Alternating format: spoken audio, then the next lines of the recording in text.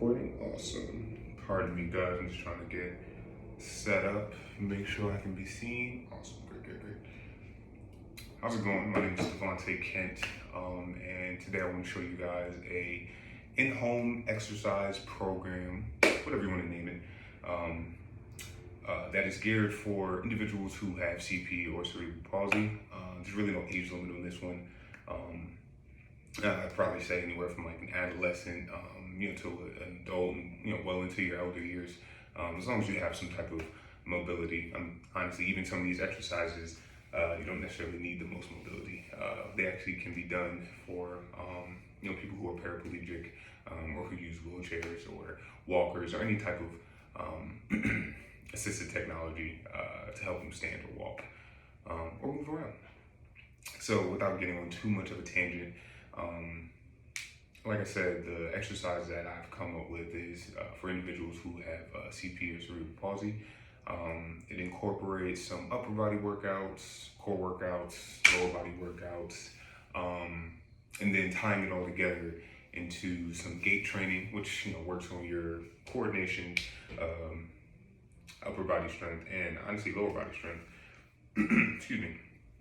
So before we get into it, just want to go over a few things.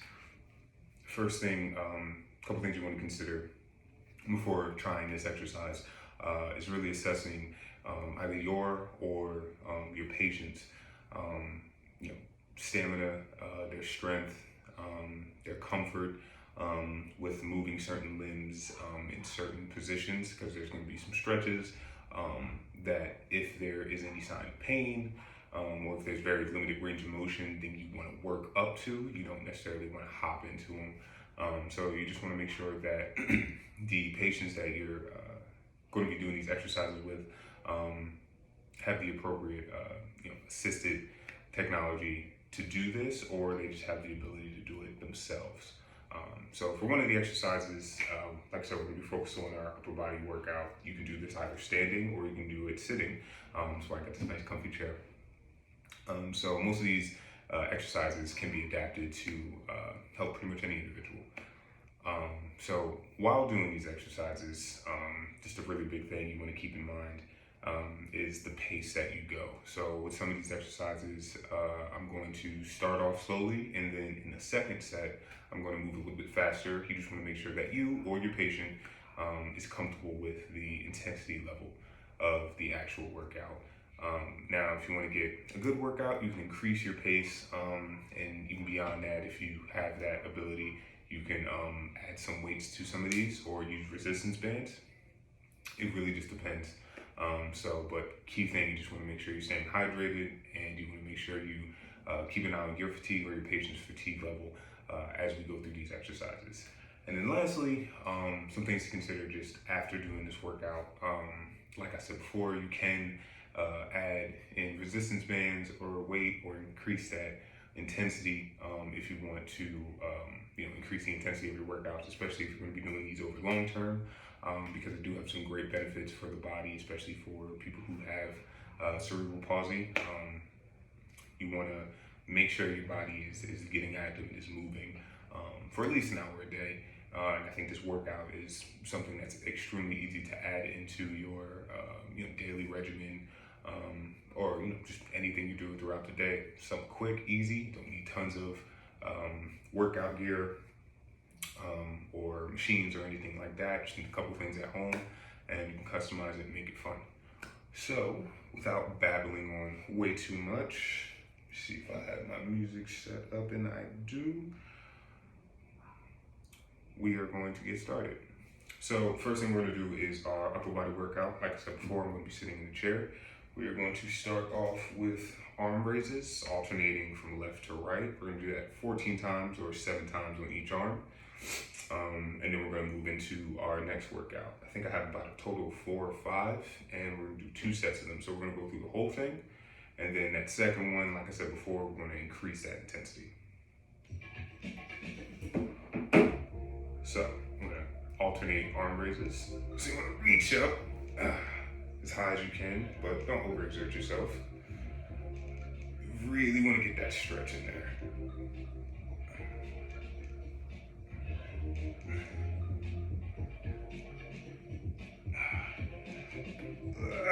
Then we're going to do both arms.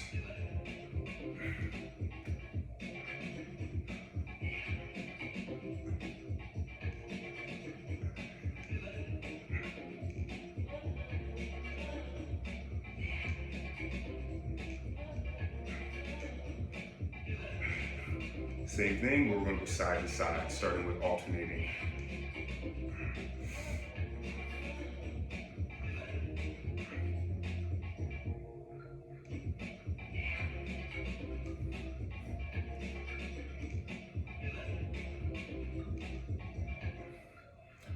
And for your patients who may have a little bit more range of motion, you can actually incorporate a bit of an angular stretch. But if that's a bit uncomfortable, you can just reach out side to side. But for right now, we're doing both arms at the same time. Once again, for 14.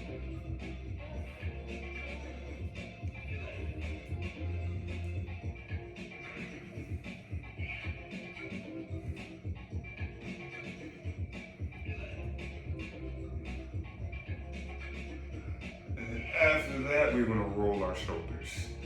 So this one, you really want to dig deep, kind of exaggerate that roll.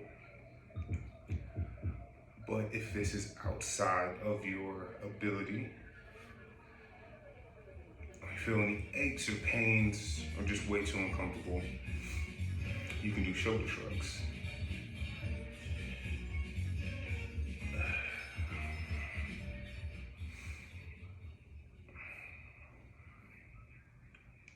So I like to split these up and do 7 back and 7 forward. And after that, we want to do our shoulders, but you want to bring your elbows up.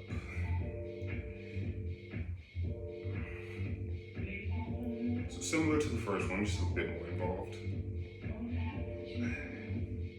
And like I said, you can alternate at 7 if you would like.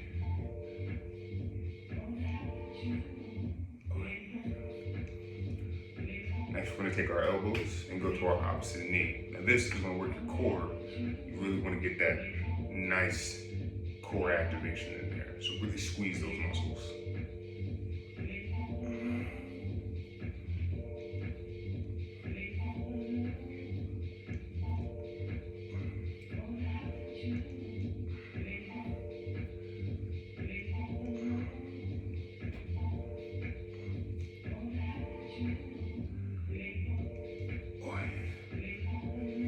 Next, we're going to reach down side to side. Once again, alternating sides. Make sure you don't lose your balance, but you want to stretch as much as you can.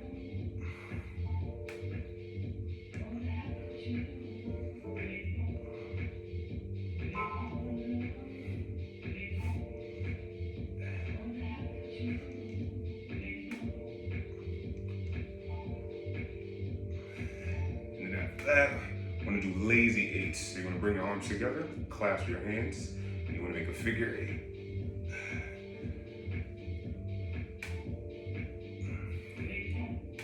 And we're aiming for 14 reps, like all the other workouts.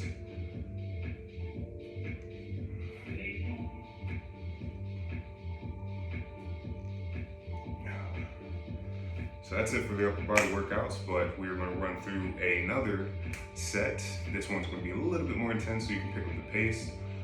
But if that is within your comfort level, or if it's a nice sweet spot for you, you can work at that same pace. Because remember, one of the most important things is that fatigue level. You want to make sure you're staying hydrated. You want to make sure that you're doing the workout at a pace that you can keep. So we're going to start off. Reach up again. Since this is the second time around, you might be able to reach a little bit further. You still want to dig deep and try and get that really good stretch.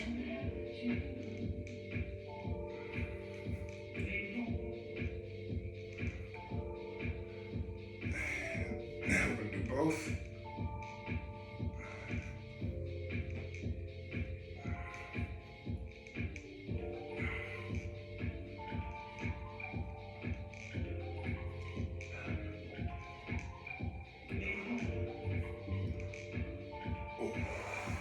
Reach out, alternating. Now, as I said before, you can go for sort of angular motion, or you can just reach straight out. It all depends on what you're most comfortable with.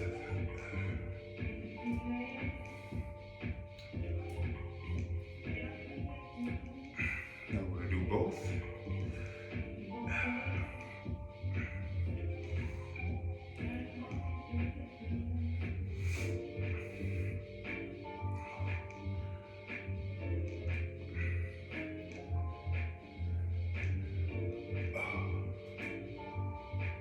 And after that, we're going to go back to our shoulder rolls.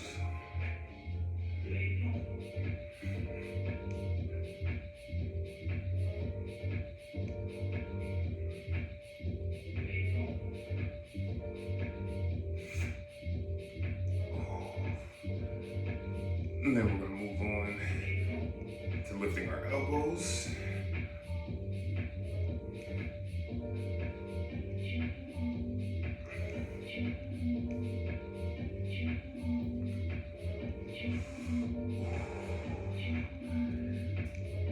Oh yeah. We're going to skip one. Sometimes I like to go out of order.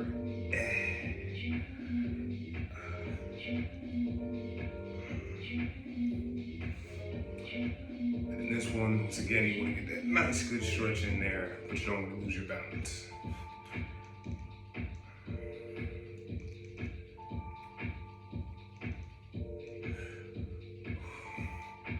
This one, I'm going to go elbows to knees. Make sure you're going to the opposite.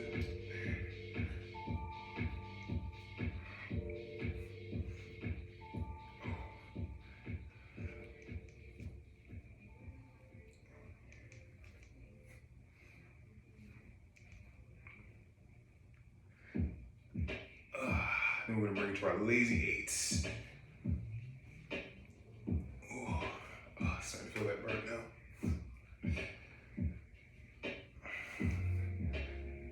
And once again, you want to go at whatever pace you're most comfortable with.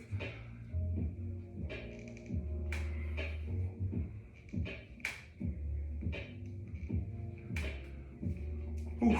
All right, so now that we got the upper body worked out, we're going to move on to some lower body exercises. Now with these, it's always really important that you want to stretch before you're doing anything really strenuous to your body. So most of these upper body workouts, didn't have any weight on them, and there were some pretty easy motions. So it's a good way to get your body ready for a more strenuous exercise. So like I said, we're going to move on to some leg exercises. First thing we're going to do is our knee flexion and extension. Now this can be done either assisted or by yourself. I'm gonna find a nice comfortable spot. You can either do this on a yoga mat, you can do it on your carpet if it's comfortable enough. Me, I'm fine with just the floor. And you wanna lay straight back, and you wanna bring your right and your left knee up, but you wanna alternate. And you wanna bring it close to your chest, and you wanna hold that for 3 to 5 seconds. Now, for some of your patients, they may need assistance, so you would just assist them in bringing that right or left knee back to their chest. And you want to apply a little bit of pressure, not too much, and you want to hold that for 3 to 5 seconds. Then we're going to alternate. So we're going to do that, I'd say about 2 to 3 times for each side.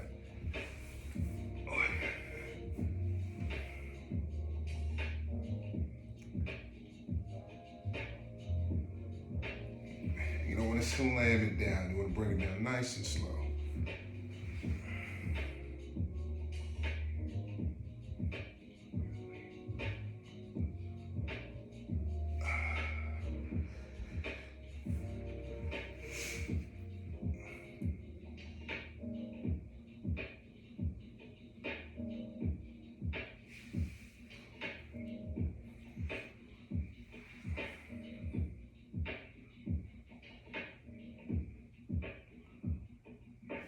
And we're going to do one more.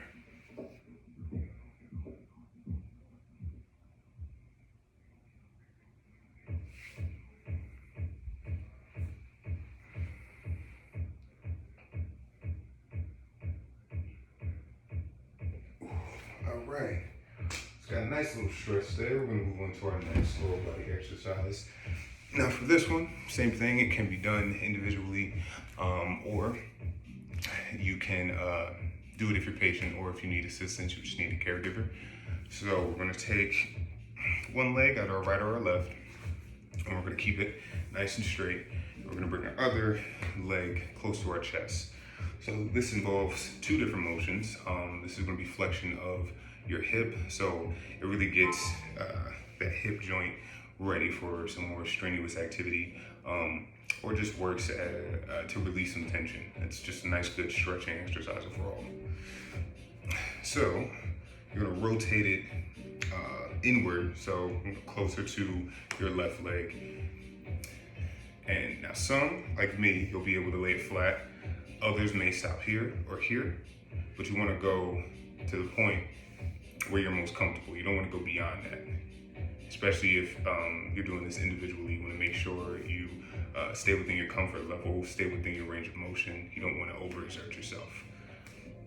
And then you wanna alternate, come back up to the base, and you wanna go outward. Same thing, you don't wanna go past your range of motion.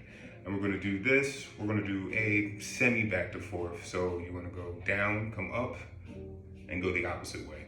We're gonna do that for about 10 times. And we can do 2 sets of those.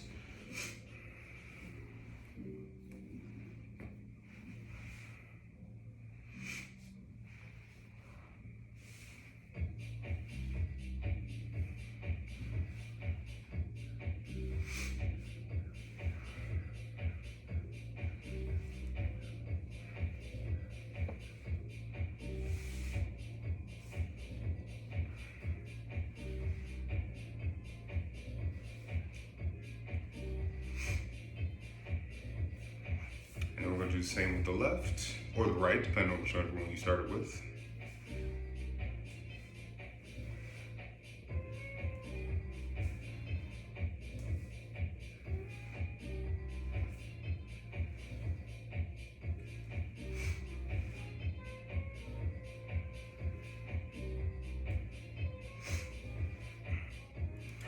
Once again, do whatever is in your comfort. You don't want to go past that range of motion, and you might injure yourself. Now for this next set, I'm going a little bit faster, but once again, you want to stay at the pace that you're most comfortable with. If you have that range of motion, if you have that comfort, then you can follow me. But if you still want to slow down and take it 1, stop, and do the opposite direction, it's the best to do.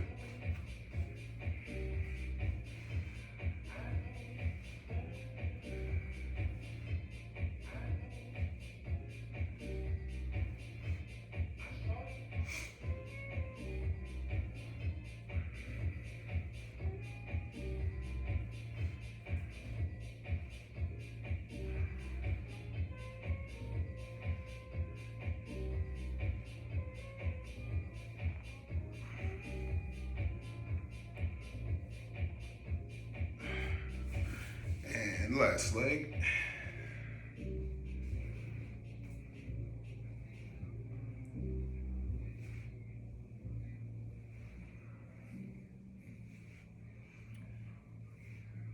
I'll be able to run a marathon after this exercise.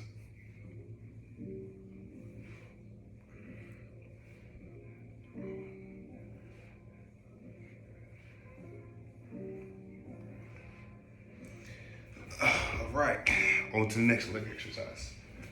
Boy, now for this one, it's best to really assess beforehand your patient or yourself, your range of motion. This is called the butterfly stretch.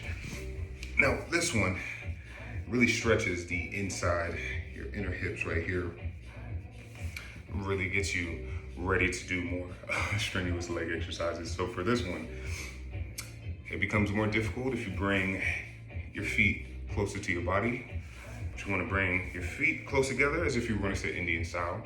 The further out, the easier it will be to spread your legs. Once again, the closer you bring them to your body, the tougher, the harder that stretch feels. So stay within your range of motion and your comfortability level.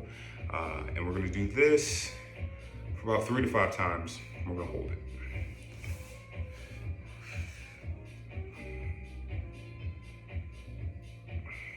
3 to 5 seconds, sorry, 3 times.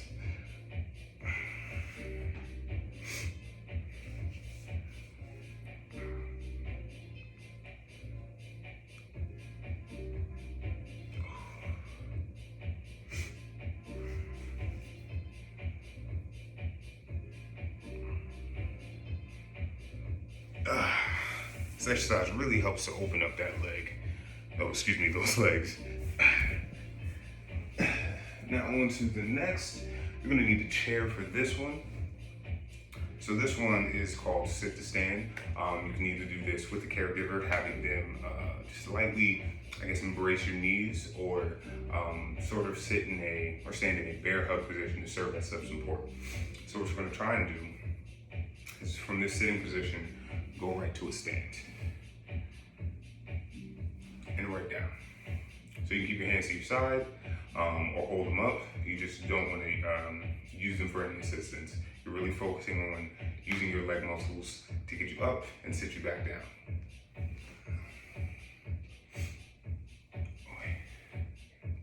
Gotta say. In this one, we're gonna aim for 7 and 2 sets.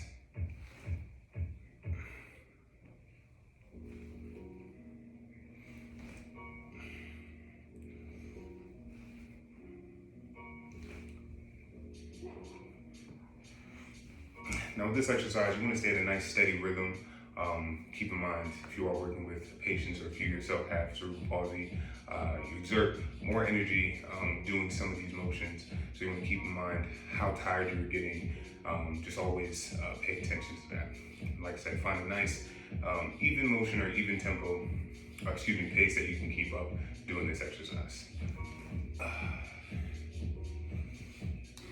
One more set of 7.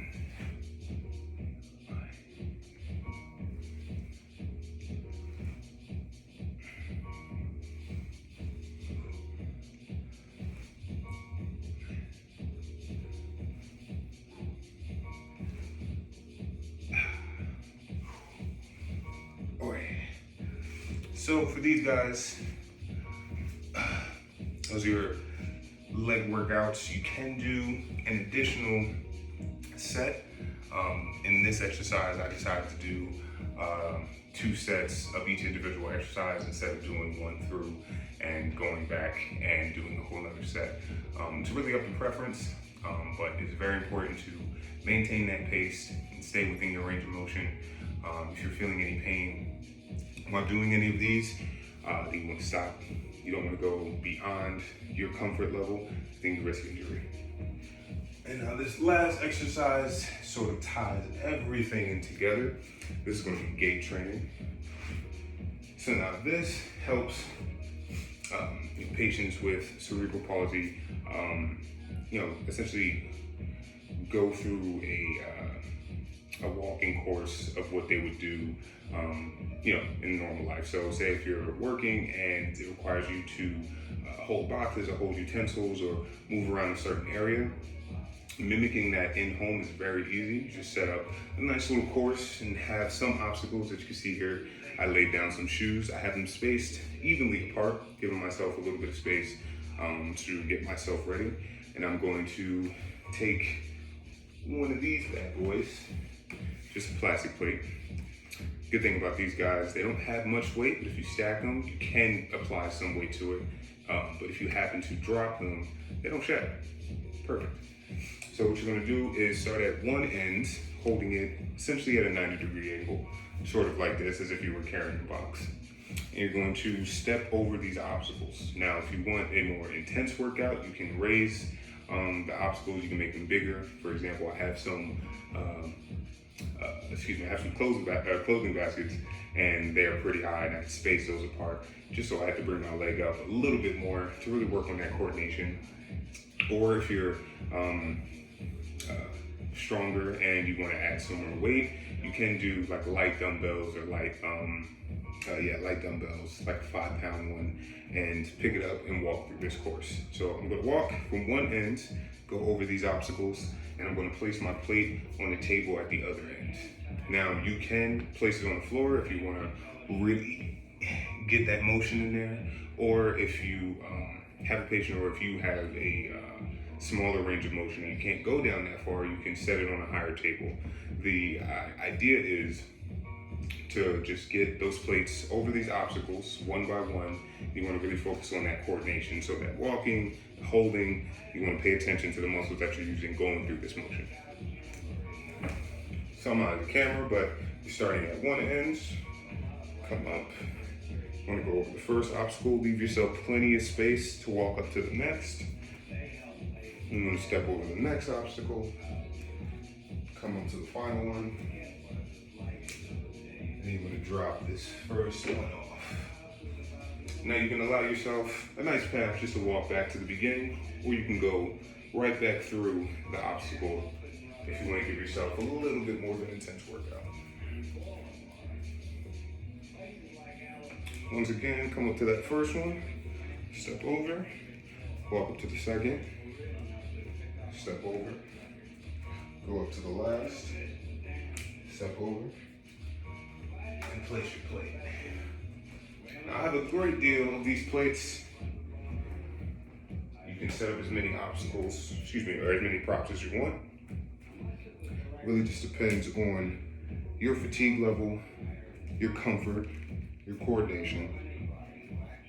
You can add more obstacles. So as you can see, I have 3, keeping a nice rhythm, walking up to one after the other, and stepping over, making sure I'm keeping my balance. But you can add more. And like I said before, this really helps with that coordination. If you add some weight, helps with your strength. If you keep a nice pace, helps with rhythm and stamina.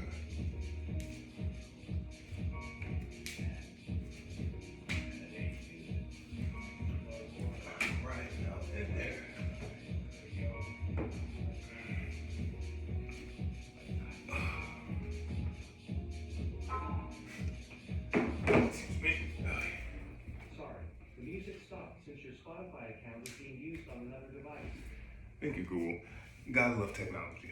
So that is basically my in-home workout. Something short, something quick, but you're still activating almost every part of your body, your upper body, your core, your legs, and you're also working on a nice little activity that ties everything in together.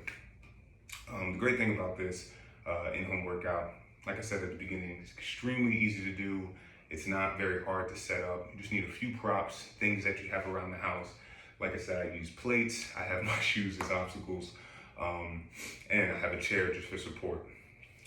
So it's a really easy thing, to just add to your schedule. And to make it more fun, you can have music in the background like I did, something that really keeps you focused. I'm sitting right in front of my TV. It's quite easy just to have on your favorite show and multitask. But at the same time, it's very beneficial for the body. Like they say, any motion or any movement is good movement. You want to get your body up, you want to get your body active for at least an hour a day, and it's just something very simple that people can add into it. And I think I can motivate people with this activity to get up and do some more virtual in-home exercises because of how simple and how approachable it is. I mean, this can be applied and can be done by people of varying abilities, and the best thing about it is that you're working your way up to increase that range of motion, to increase your stamina without putting too much stress on the body. And if you want to add more to it, you can have resistance bands, same thing, not too much weight or not too much pressure on the body, but you're still working those muscles.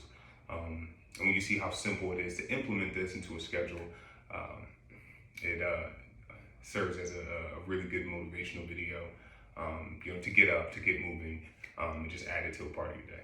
Thank you guys for watching.